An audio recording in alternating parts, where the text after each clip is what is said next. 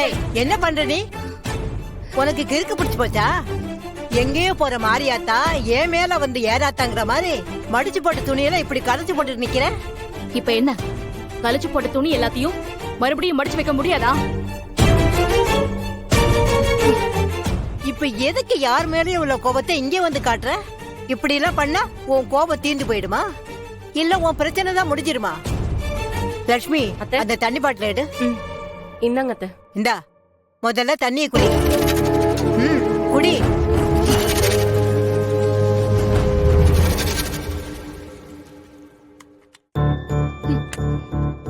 ஆத்திரக்காரங்களுக்கு புத்தி மட்டும் பாரதி. நீ கோவப்படுறதுனால என்ன மாறிட போகுதுன்னு நினைக்கிற? பொறுமையா உட்காந்து என்ன பண்ணலாம்னு யோசி. என்ன பண்ண சொல்றீங்க பாட்டி? அந்த ராஸ்கல் தோர வந்து பேசிட்டு போனதெல்லாம் நீங்களும் கேட்டீங்கல்ல. என் தலையை எங்க போய் முட்டிக்கிறதுன்னு தெரியல. இதெல்லாம் யார் பண்ணிக்கிட்டது? சும்மா அந்தந்த நிமிஷத்துல தப்பிக்கிறதுக்கு ஒவ்வொன்னா சொல்லி சொல்லி இப்ப அதுவே உனக்கு பிரச்சனைய வந்து நிக்குது. இதான் சான்ஸ்னு எனக்கு அட்வைஸ் பண்ண ஸ்டார்ட் பண்ணாதீங்க பாட்டி. இப்ப நான் உங்களை ஏதாவது கேட்டனா? இவ கதையை கேட்டியா லட்சுமி? எல்லாத்துக்கும் இவகிட்ட நாம தான் மாட்டிக்கிட்டோம். பாரதி, கொஞ்சம் பொறுமையா இரு.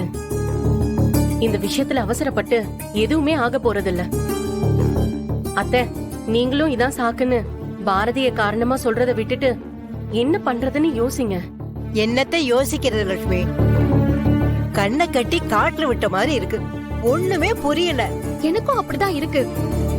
இதெல்லாம் எப்படி ஹேண்டில் பண்றதுன்னு சத்தியமா எனக்கு தெரியல.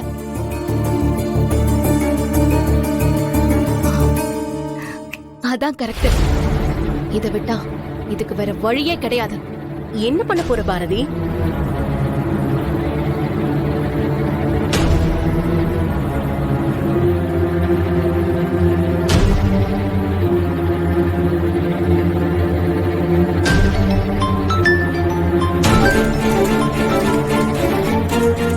ஹலோ பாரதி, என்னம்மா எப்படி இருக்க? நல்லா இருக்கேன் அத்தை.